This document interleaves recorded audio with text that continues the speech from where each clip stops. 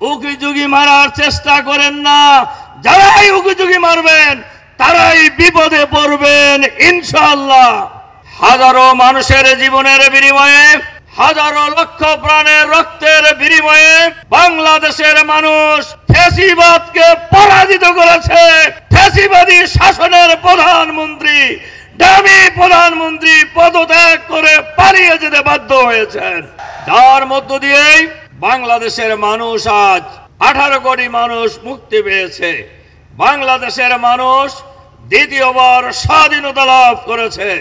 বাংলাদেশের মানুষ নতুন বাংলাদেশ পেয়েছে। সম্মানিত ভাই এবং বন্ধুগণ, এই যে হাজারো শহীদের রক্তের বিনিময়ে 30 থেকে 40 হাজার মানুষ ছাত্র জনতাই আন্দোলনে আহত হয়েছেন। 5,000-এরও অধিক মানুষ চোখ হারিয়েছেন, কান হারিয়েছেন, পা হারিয়েছেন। অসংখ্য মানুষ তাদের রক্তের উপর দাঁড়িয়ে আজকে অন্তর্বর্তীকালীন সরকার গঠিত হয়েছে।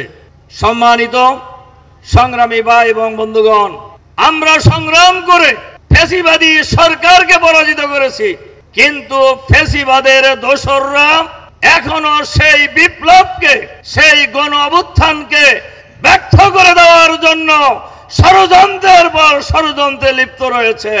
সেই ফ্যাসিবাদের দোসর পালিয়ে যাওয়া নেত্রী, উনি ভারতে গিয়ে বলছেন ঠুস করে ঢুকে পড়বেন।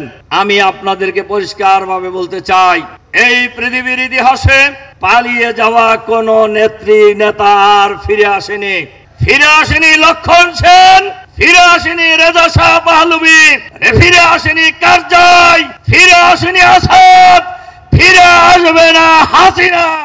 হাসিনার হাতে যখন সবকিছুই ছিল, আর্মি ছিল, পুলিশ ছিল, বিডিআর ছিল, র্যাব ছিল, হেলমেট বাহিনী ছিল, ছাত্রলীগ ছিল, সচিবালয় ছিল, সব কিছু ছিল, সব রেখে তিনি পালিয়ে গেছেন। এখন ওনার হাতে কিছুই নাই, সুতরাং ওনার ফিরে আসার কোনো সম্ভাবনা নেই। এই ফিরে আসার আওয়াজ শুনে বাংলাদেশে যারা উকিঝুঁকি মারার চেষ্টা করছেন, আমরা তাদেরকে বলবো উকিঝুঁকি মারার চেষ্টা করেন না। যারাই উকিঝুঁকি মারবেন তারাই বিপদে পড়বেন ইনশাআল্লাহ। তার কারণ বাংলাদেশের মাটিতে আর কোন ফ্যাসিবাদী শাসন ফিরে আসতে দেওয়া হবে না। বাংলাদেশের মাটিতে আর কোন ফ্যাসিবাদী শাসন প্রতিষ্ঠিত হতে দেওয়া হবে না ইনশাআল্লাহ।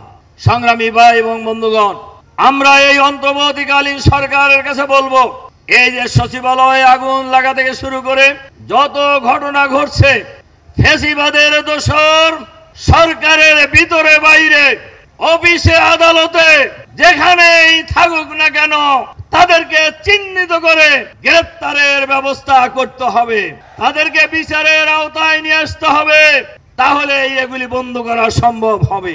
2, সরকারের কাছে আমরা আহ্বান জানাবো, দীর্ঘদিন ধরে যারা বঞ্চিত সৎ দক্ষ কর্মকর্তাদেরকে যথাযথ জায়গায় বসাইতে হবে।